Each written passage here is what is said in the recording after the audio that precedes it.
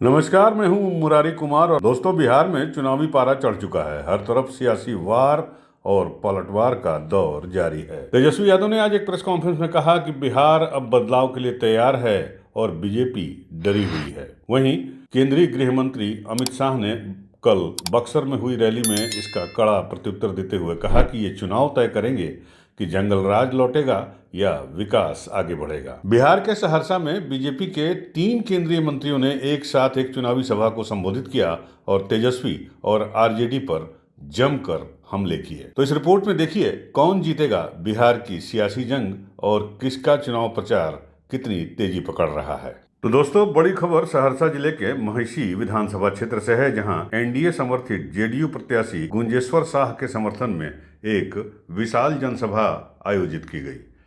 ये सभा नवहट्टा राज संपोस्ट उच्च विद्यालय मैदान में हुई, जहां मंच पर एक साथ 3 केंद्रीय मंत्री मौजूद थे, नित्यानंद राय, जीतन राम मांझी और रामनाथ ठाकुर।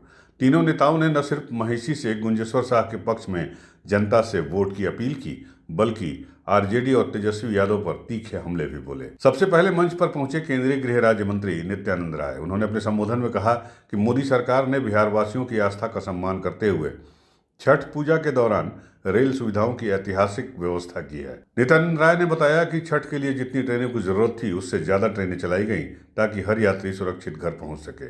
उन्होंने यह भी बताया कि कोसी क्षेत्र के बाढ़ प्रभावित इलाकों के लिए 11,500 करोड़ रुपए की परियोजनाएं स्वीकृत की गई हैं और इन्हें जमीन पर उतारना मुख्यमंत्री नीतीश कुमार की प्राथमिकता है। अब तक की सबसे ज्यादा सुविधा वाली, सरलता के साथ छठ मैया की पूजा में सम्मिलित होने के लिए भारत की सरकार ने, माननीय मोदी जी के नेतृत्व वाली एनडीए सरकार ने रेल मंत्रालय के द्वारा जो बिहार से बाहर हमारे बिहार के भाई बहन रह रहे हैं, उनके लिए काफ़ी ट्रेनें चलाई जा रही हैं। काफ़ी जो संख्या रेल मंत्रालय ने दी थी, उसको पूरी तरह से उतनी ट्रेनें लाई गई। आज मैं कोसी क्षेत्र में घूम रहा हूँ।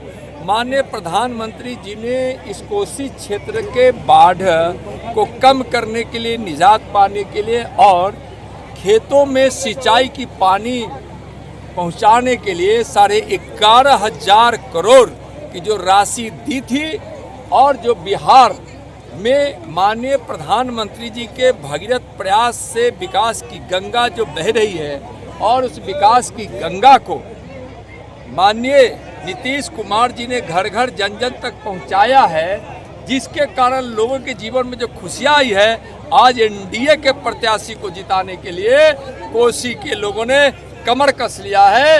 यहाँ एनडीए भारी बहुमत से कोसी के क्षेत्र के लगभग सभी सीटों पर जीतेगी और फिर से एक मजबूत एनडीए की सरकार बनेगी। इसके बाद मंच पर पहुंचे पूर्व मुख्यमंत्री और केंद्रीय मंत्री जीतन राम मांझी। उनका भाषण सदा हुआ था, लेकिन तंज से भरा हुआ था।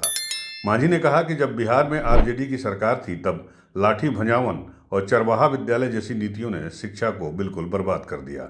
उन्होंने आरोप लगाया कि आरजेडी शासनकाल में मुसहर समाज सहित गरीब तबकों की हालत सबसे खराब रही। मांझी ने इसे जंगल राज का दौर बताते हुए कहा कि आज नरेंद्र मोदी के नेतृत्व में सरकार जनता को विकास और सम्मान दोनों दे रही है। मांझी ने यह भी सवाल उठाया कि आरजेडी और कांग्रेस के शासन में जननायक कर्पूरी ठाकुर जैसे नेताओं को वो सम्मान क्यों नहीं मिला जिसके वे हकदार थे। उन्होंने कहा, डॉक्टर भीमराव अंबेडकर को भारत रत्न तब मिला जब कांग्रेस की नहीं बल्कि गैर कांग्रेसी सरकार केंद्र में। अब सभा में तीसरे वक्ता थे केंद्रीय मंत्री रामनाथ ठाकुर। उन्होंने एनडीए के विकास परक एजेंडे को जनता के सामने रखा। रामनाथ ठाकुर ने कहा कि एनडीए सरकार का लक्ष्य है हर वर्ग, हर समुदाय, हर परिवार तक समृद्धि और रोजगार पहुंचाना। उन्होंने विपक्ष पर निशाना साधते हुए कहा कि अब बिहार की राजनीति में नौकरी या जमीन के बदले सौदेबाजी की गुंजाइश नहीं रहनी चाहिए। प्रधानमंत्री ने कल ही कहा कि ये लोग तो जमानत पर हैं, और प्रधानमंत्री ने एक बात कही है कल, जो आपको मैं कहना चाहता हूं, आप सब लोग जानते हैं। जननायक कर्पूरी ठाकुर के सुपुत्र यहाँ पर उपस्थित हैं। कहां जननायक कर्पूरी ठाकुर, जिन्होंने गरीबों को आगे बढ़ने के लिए राष्ट्रपति का बेटा हो या भंगी का संतान, सबको शिक्षा एक समान की नीति को मान करके चलने वाले हमारे श्रद्धेय कर्पूरी ठाकुर, उनको जब नायक की पदवी देते हैं तो कहां तेजस्वी को लोग कहते हैं जननायक, यानी जननायक की पदवी को भी चोराना वो लोग चाह रहे हैं। ऐसे चोर हैं ये लोग, तो ऐसे लोगों को मदद करनी चाहिए। मैं यही कहना चाहता हूं कि ऐसे झूठे लोग जिसको नीति और नियत में कोई ठिकाना नहीं है, परिवार बात के चक्कर में पड़ करके वो किसी को आज तक आगे नहीं बढ़ाए। आज मुसलमानों का वोट लेना चाहते हैं और दे भी रहे हैं लोग, लेकिन हमारे अब्दुल बारी सिद्दीकी जो सबसे प्रमुख और प्रबुद्ध नेता हैं, विरोधी के हैं, मगर मैं मानता हूं कि वो एक नेता हैं। कभी उनको नेता विरोधी दल भी बनाने का काम किया इन लोगों ने। आज मुसलमान का वोट चाहते हैं और बदकिस्मती मुसलमान भी लोग वोट दे रहे हैं। परिवार से आगे नहीं बढ़ सकते, तो इसलिए हम आज आपके अदालत में गुजारिश करने आए हैं। इन लोगों का कोई नीति नहीं है, कोई सिद्धांत नहीं है, सिर्फ सत्ता पाने की बात करते हैं, झूठ मूठ की बात करते हैं।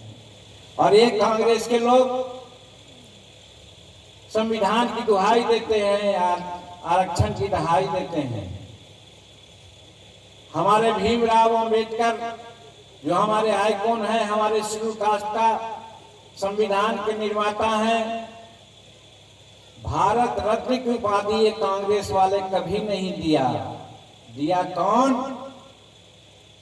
जब गैर कांग्रेसी सरकार आई। सभा के अंत में एक बार फिर नित्यानंद राय ने महसी और कोसी पश्चिम क्षेत्र के लोगों से एनडीए के पक्ष में वोट देने की अपील की। उन्होंने कहा कि हमारा उद्देश्य है विकास की गति को बरकरार रखना, युवाओं के लिए रोजगार बढ़ाना और हमारी संस्कृति और परंपराओं की रक्षा करना। तो जाहिर है सहरसा के नौहट्टा की ये जनसभा साफ तौर पर एक राजनीतिक संदेश लेकर आई।